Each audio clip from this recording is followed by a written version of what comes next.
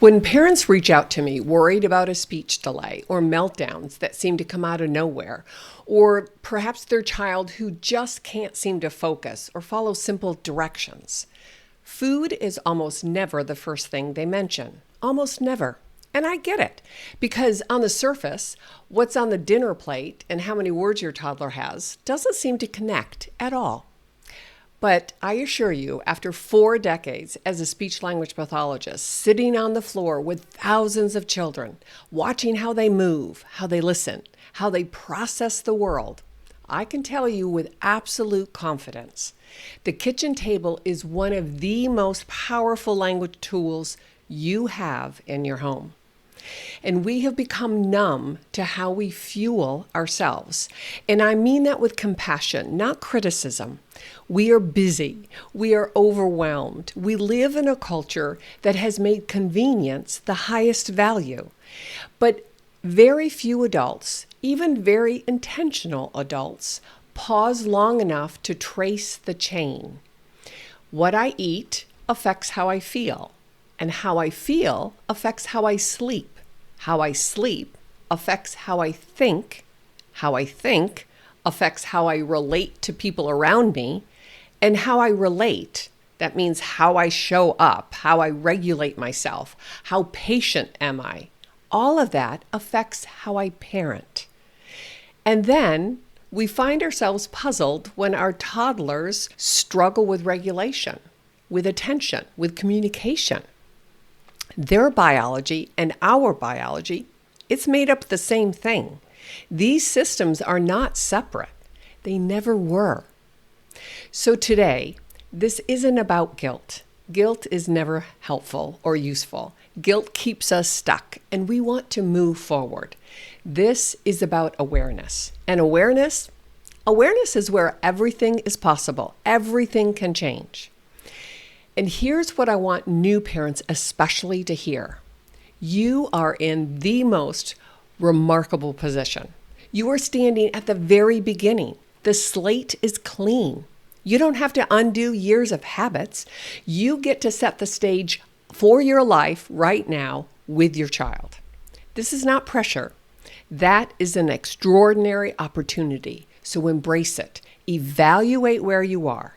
Be willing to pivot. Choose well for your child, yes, but for your whole family, because everyone will benefit. And underneath all of it, respect what was designed, how our bodies, our minds, our spirits were not assembled randomly. Honor that design, and I promise you, it will not steer you in the wrong direction. Last year, I released a 3-part series about nutrition. And honestly, it was a real deep dive. I talked about the truth around real food and how food companies have slowly, methodically reshaped what parents believe as normal, and why so many of us are feeding our kids with the best intentions and still missing something foundational. And if you haven't listened to that 3-part series, I strongly encourage you to go back. It's still there, and I believe it's episodes 99, 100, and 101 from last January of 2025. So today is not that conversation. Today is not an expose. Today is a conversation about our systems and the foundational aspect of them. And I want to keep it clear and accessible because the big idea is actually not complicated. And let me just lay it out as simply as I can. Nutrition is biology, and biology drives regulation. Regulation supports attention, and attention, that builds language. You cannot separate these systems. You cannot address one while ignoring the others and expect lasting results. When I sit on the floor with your toddler or any toddler who isn't talking, yes, I'm listening for the words or the approximated words, of course, but I'm also watching something much broader. I'm watching the energy levels that they bring, right? I'm watching their impulse control or lack thereof. I'm watching how long can this child sustain shared attention with me before the window closes. Food is not the only factor, but it is foundational. And we can't keep leaving it out of the conversation. Otherwise, we'll never move forward. So here's something I find genuinely encouraging. And I'm sure you're familiar with it, but I just need to bring it into this conversation. Recently, even the CDC has updated the early childhood guidance to emphasize early exposure to whole foods, reducing added sugar, talking about responsive feeding, and family-style meals whenever possible. Now, I don't lead with government agencies as my primary source of truth. I assure you that. And if you've been along for the ride in many of my podcasts, you know that. But when common sense and institutional guidance start to align, I think that's worth naming. I think it's important enough to go there and at least highlight. Because this isn't radical. This isn't fringe. To me, this is common sense coming back into the room, into the dining room and the kitchen after it's been crowded out for decades by clever marketing and ultra convenient packaging. And what that means for you practically, I want to highlight here. If you have not been an intentional eater, maybe you're a young adult and you just haven't had that opportunity to learn, now's the time to start. Not because you're chasing perfection or looking on Instagram and you want to be like them. Not because you need to overhaul everything overnight either. I don't want you to think that way. But I want you to step back and look at the big picture, because you are actively shaping a developing brain, your child. Maybe you have 2 or 3 kids. But that requires something from us as the parents. We need to be intentional. It requires us to step in, to be cognizant of what are our food choices, and lead the family in a healthier direction. Your child doesn't have the capacity to make those choices. You know that. You do. And that's not pressure. I look at as our purpose. We are the parents. We are given these beautiful children to steward, to guide, to lead, to nurture, to love. And we can step into that role and embrace it. So for today, let me walk you through something that I think is pretty straightforward biology. And yet, I do find most parents never really have had the dots connected for them. And so I want to do that in the front of this conversation. Highly processed foods, and I'm talking about refined carbohydrates, added sugars, the things that make up the bulk of most kid food, if you go down to the grocery store aisle, right? These foods cause rapid spikes in blood sugar, period. We know this as fact. So when we have that spike, what happens? Within 20 minutes, there's a crash. And what that crash looks like in your toddler, you've seen it. You've lived it over and over again. I'm here to connect those dots. It's that 11:30 crash, or perhaps that 4:30 afternoon crash. Suddenly your child becomes a completely different person, right? They're irritable, inconsolable sometimes, falling apart over something that an hour ago they wouldn't even bat an eye at. That is not a behavioral problem. That's a metabolic event happening in a very small body. And here's why I think this matters so directly for speech and language and overall learning. Language is not just vocabulary. Language is not stringing a bunch of words together. Language requires a regulated nervous system. It requires the ability to pause, to listen, to wait your turn, to hold a thought long enough to process it and then generate a response and share it.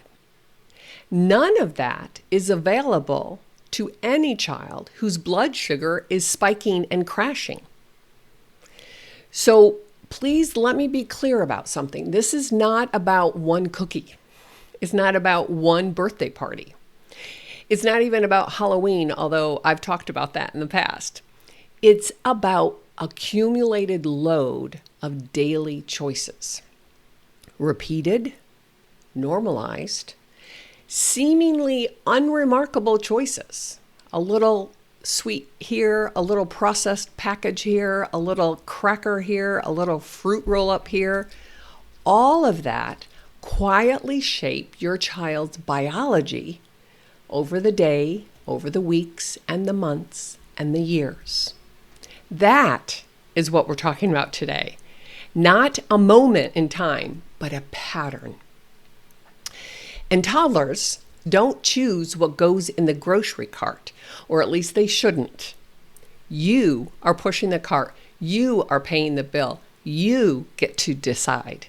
They don't write the shopping list. They only eat what is offered to them. So please be bold enough and courageous enough to embrace that role and step into it. So when we understand that the regulated nervous system is the foundation for speech and language, and that blood sugar stability is essential for regulation, we're connecting the dots here, then what goes on the plate actually becomes a language intervention. And I've shared that with parents dozens of times in the past. That is a language intervention opportunity, not a dramatic one, but a quiet, daily, cumulative one. And if you really step back, if you're honest with yourself, you'll see how it all fits together. Now, here's the part that I find genuinely beautiful about all of this topic. And I love talking about it and sharing it with parents who are open to listening, right? I want you to sit with this for just a moment. Shared attention is when two people notice the same thing at the same time. Makes sense, right? That's it. It's simple as that. You look at an apple, I look at the apple. We both know we're looking at the same apple. That is the engine of language. That is how we connect the neurons to build the neural pathways for speech and language as human beings. Every word your child learns, every concept that they absorb, every social exchange they practice, it starts with shared attention. So before your child can name something, they have to notice it with someone. You help them identify that, put a label to it, and then share it, right?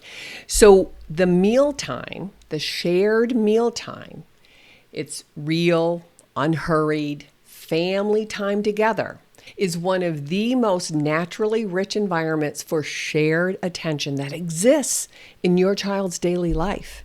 And you have it right here at the tip of your hands.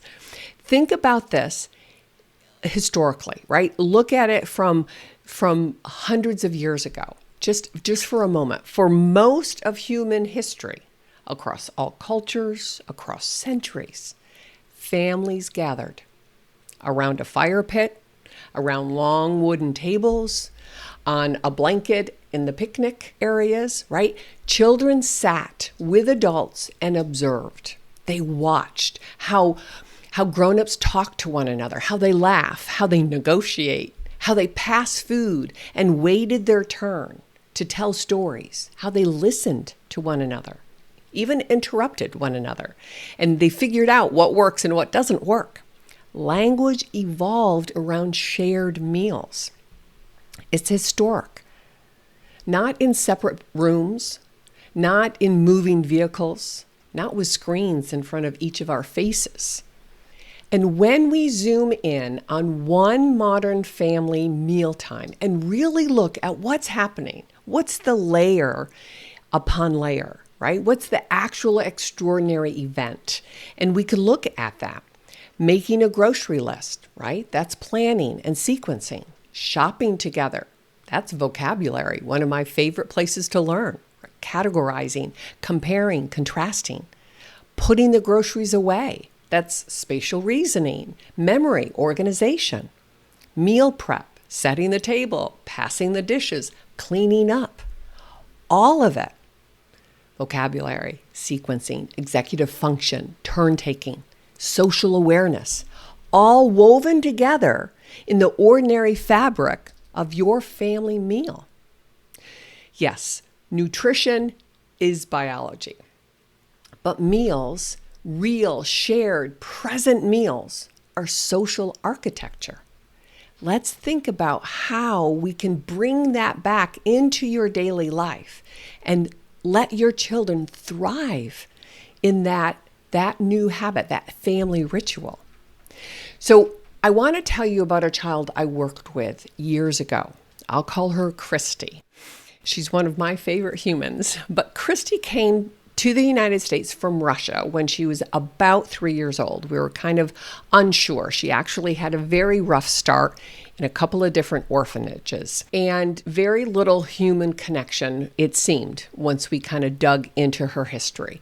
But when I first met her, I knew she was bright, genuinely, visibly bright, determined little girl, beautiful child from the inside out. She had been adopted by this family that I knew. They were close friends of mine, and we really wanted to work together to help reestablish that foundation that we knew that she missed in the orphanages.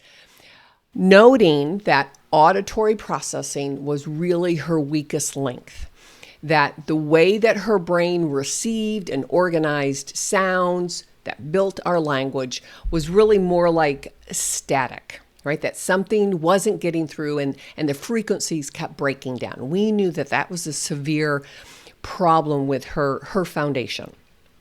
And we actually worked together for a long time, and she made steady progress. And she really did thrive in this new home and environment.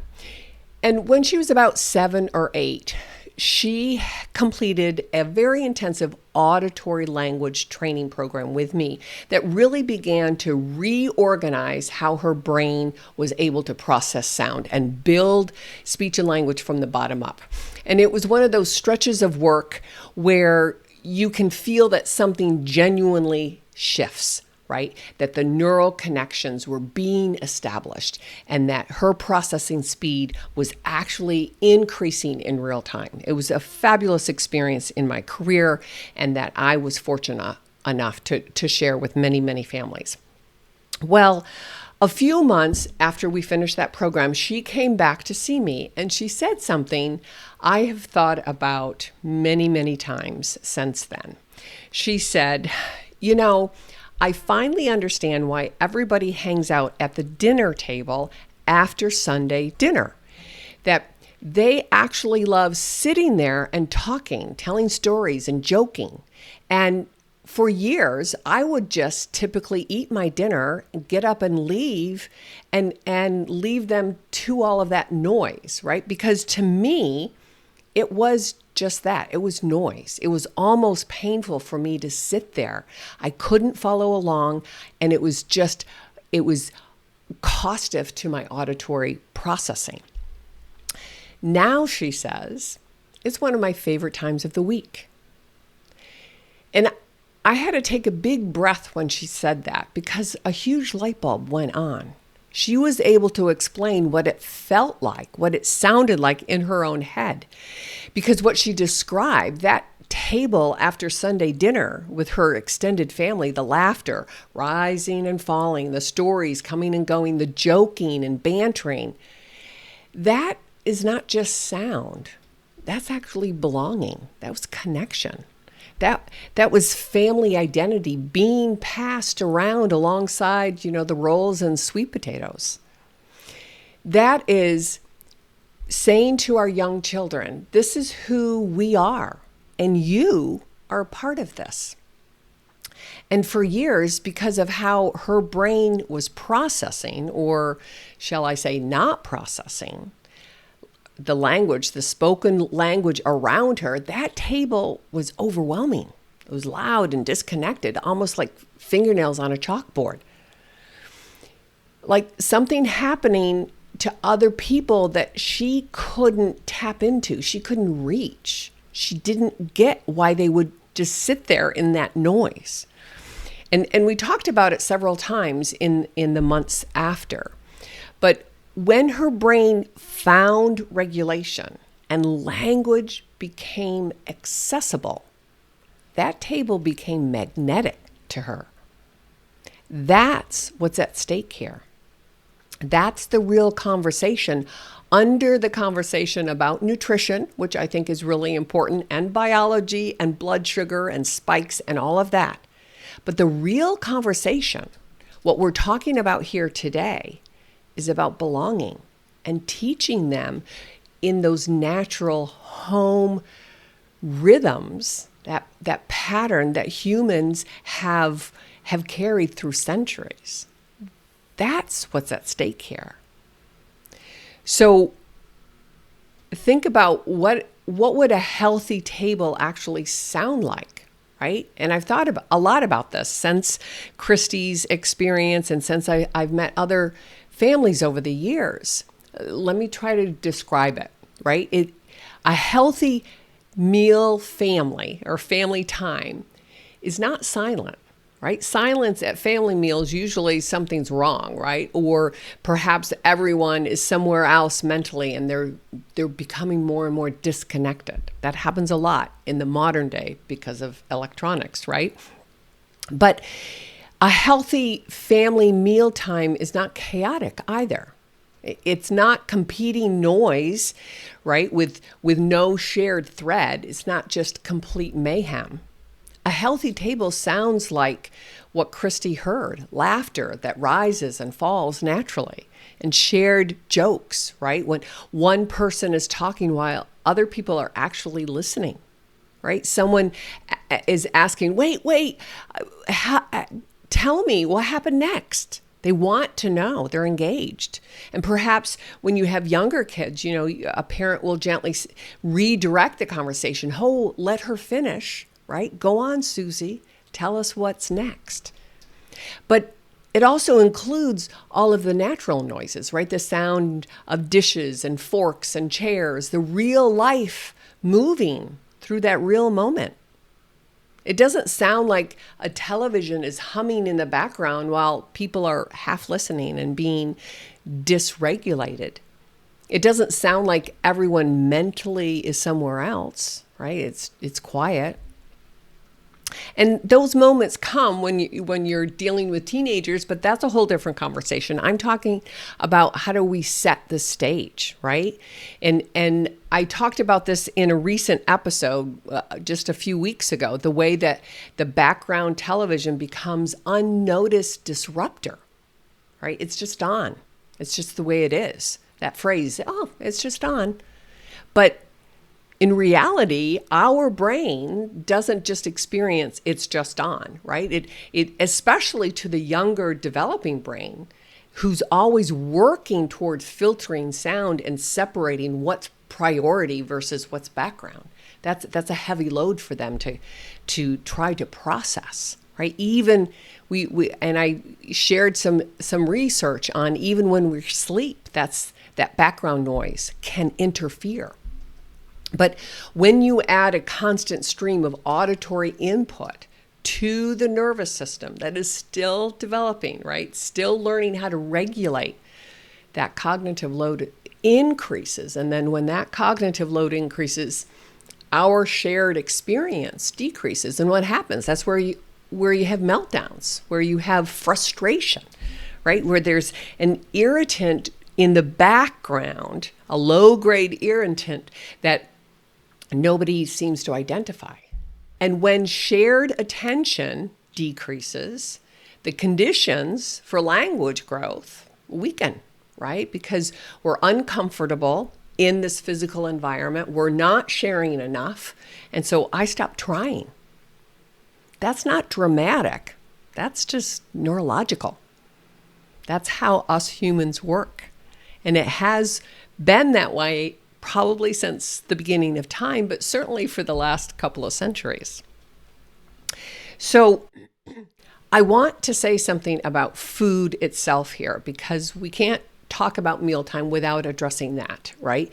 And I don't want this to be all about that. I have those previous episodes that you can go and listen to, but meals don't have to be elaborate, especially in those first, 3 years, but I say even first 10 years. They just have to be more intentional. And actually, I think the simpler, the better, because the goal here is to share the meal. The goal here is to give all of us good, healthy nutrients, right? Single ingredient food, nutrient dense basics, meat and potatoes, meat and vegetables, and some fruit on the side, right? Real protein, healthy fats, a few vegetables and a piece of fruit, like I said, in their actual form.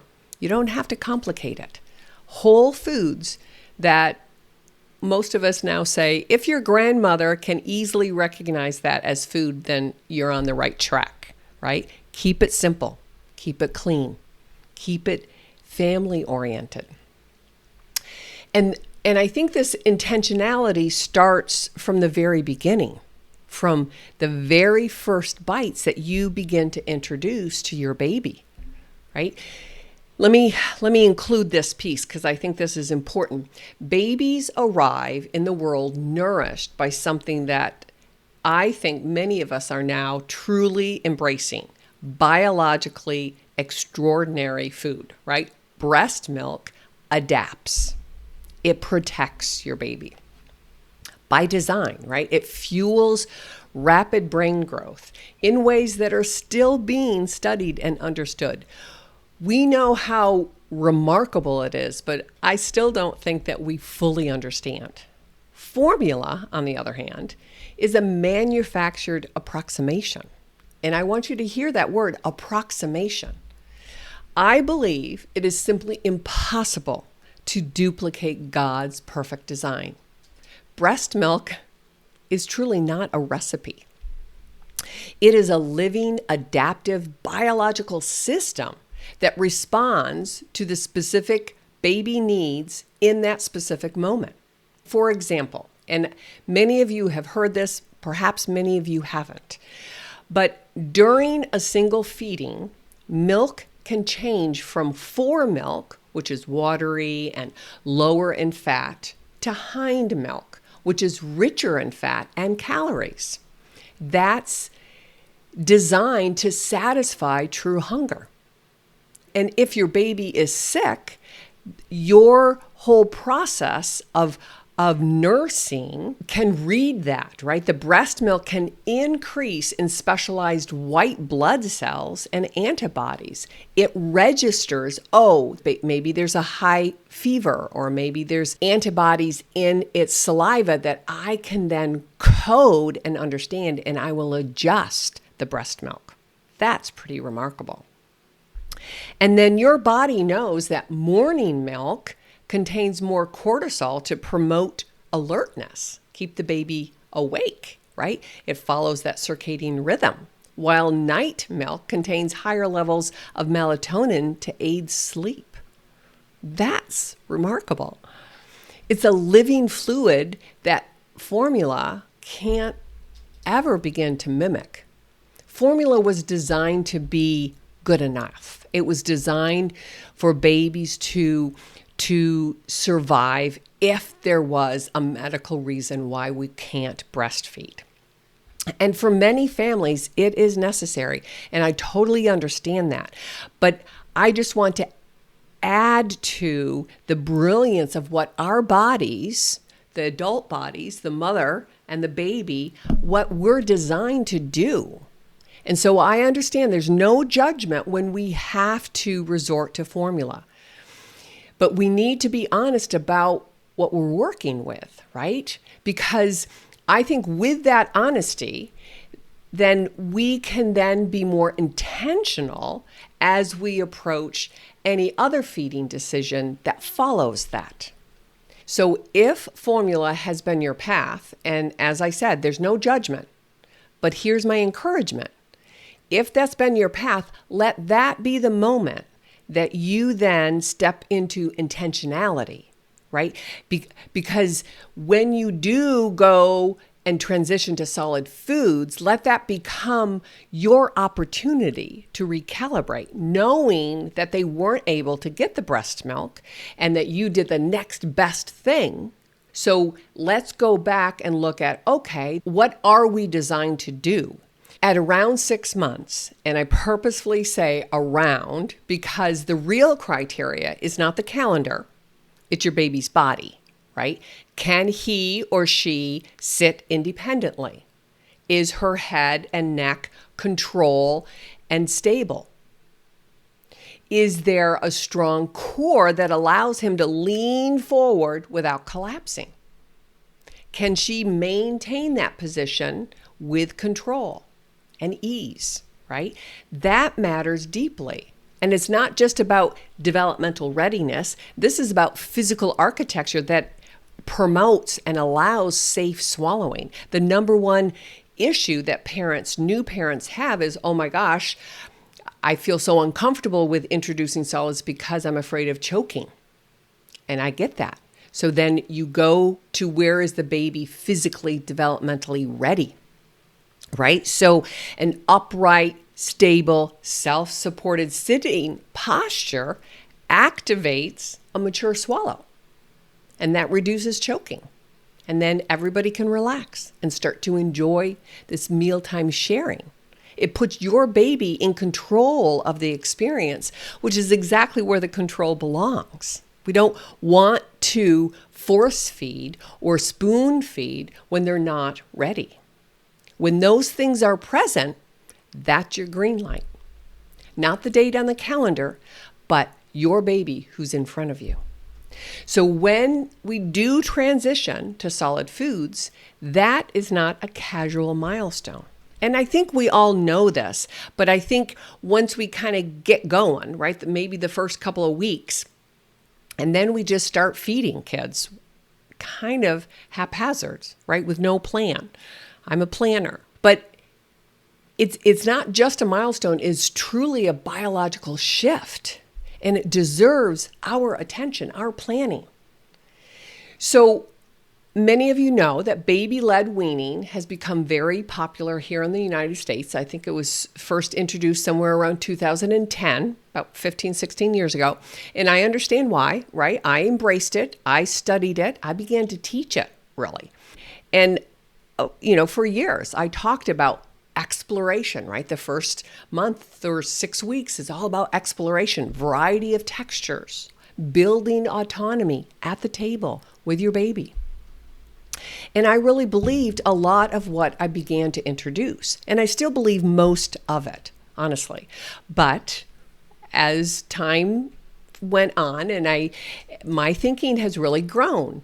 And honestly, that's what good science is. That's what continued research and real life experience are supposed to do for us. We can move forward and revise our position once we've experienced it from real life, right? Once we studied more and we researched and there was a trial and error. But I've changed my perspective a little bit on this. And I think it's important to share with you as my listeners and to be honest and forthcoming. One thing I want to be clear about, your baby needs to be in control of the eating experience. That I still hold on. That's the whole concept of baby-led weaning, right? They're in control. And I alluded to this earlier, I don't advocate spoon feeding because that takes the control away from them. We can front load the spoon, hand them that spoon, and then they can control. And with that, there's a lot of questions around purees. And honestly, and I've shared this before, I think it's an unnecessary step. And it's an added stage that our culture, I'm not quite sure about the Europeans, but here in the US, we then give it to the kids and we stay stuck in the puree stage, I think, for too long. And then it's hard to wean them off of that because it's easy, right? It's a quick fix. And if you think about it, let's go back in time again. Before the electric blenders even existed, what did mothers do? They just mashed the food, right? They kept it simple. They kept it real. Mashed the food and it was enough. It actually was better. And so the one puree that I give a little pass is the plain high-fat yogurt. And even that can become a slippery slope and we rely on it. But so just be mindful. It's all about intentional eating. But here's what I know now that I didn't emphasize before. The first foods are not about exploration. They're not even about building autonomy. And I think, honestly, those things are important and they will come. But really when we're beginning to introduce first foods, because your baby at 6 months, give or take, they don't really understand the eating process, right? They're just putting everything in their mouth. Oh, and this actually has flavor, right? And they realize this is different than the rattle or their toe. But the first foods need to be about building a brain. And think about it. Your baby's brain is under construction. And what does it need most? Iron, protein, healthy fat. That's it. Think about the perfect food of breast milk. What does that contain? Iron, protein, and healthy fat. So the question to ask is not, oh, is my baby enjoying this? And I see all of those videos on social media and they're charming, right? But I think the question should be, is this food supporting growth? Is it stabilizing blood sugar? Is it building strong biology? Or is it just convenient? That question, again, is not judgment. That is a question of leadership. And I want to encourage you to step into that role. You've taken this on as a mom or a dad or even a grandparent. That is a leadership role. Nutrient density first. Everything else is secondary to building the brain. And so when the green light comes, right, they're physically able to sit up and they have control over their body, then bring your best intention to every bite.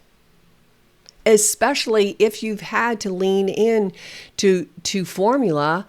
Now at this stage, now you can look at real food. Right? Simple, clean, dense, healthy food that builds the brain that you're responsible for.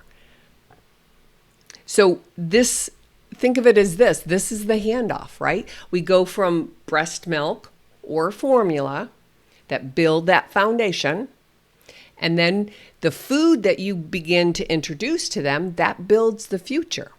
And like I've said, it's your choice, right? You get to lead this. What you put on that tray next matters more than what most people are willing to ever tell you.